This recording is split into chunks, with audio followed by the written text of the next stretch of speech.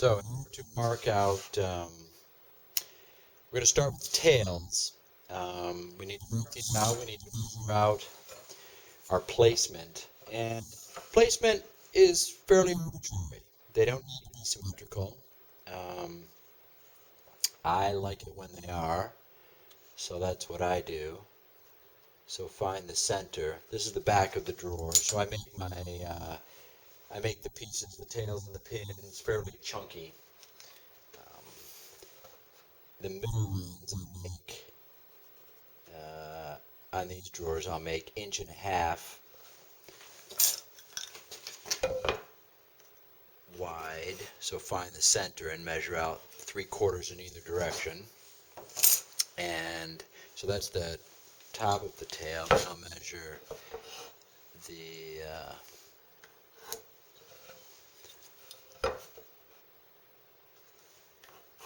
tail itself. Now, we don't know how deep this goes. So, we need to scribe a line that defines the depth of the cut. And because these are through dovetails, the full thickness of the piece joinings will come through the full thickness. So we're going to set our bevel gauge to the full thickness of the piece of wood. And then I slide that right down to the wood thickness. Tighten it. And then scribe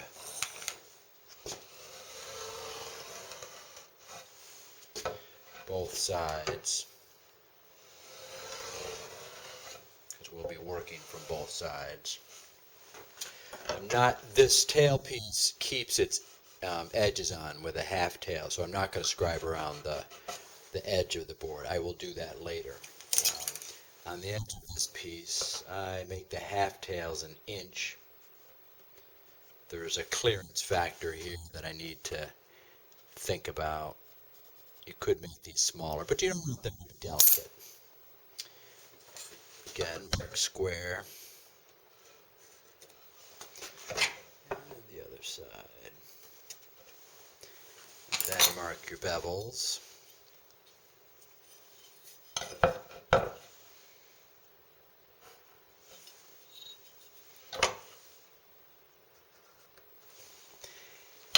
So I've got half tails here and center tail here. I've got all this space. You know, maybe you could leave that, but you'd like them to grip a little more. So I'm going to put a tail in the center of each space. And using these dimensions, my drawers are going to vary from 11 to 12 inches. I can use the same tail pattern for each one. Just all that's going to change is the space in between them. But the middle ones are always going to be 1.5 inches, and the outer half tails are always going to be 1 inch. And I never measure the space between, I just center them.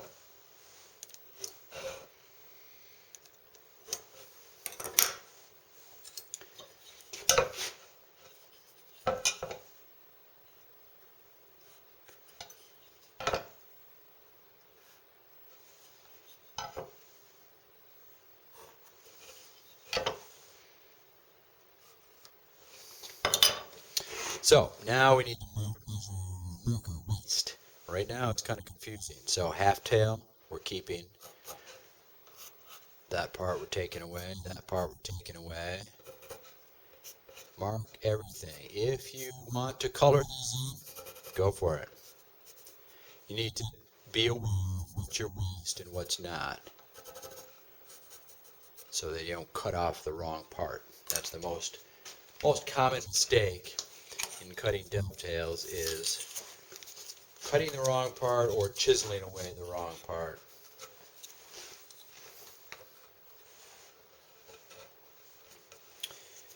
In order to saw I'm ready to saw these joints now. I need to secure this end piece. If your the back face of your vise is flush to your bench, you can just clamp it. Mine is out a little bit, so I need to shim it. And then I'll put a clamp on there.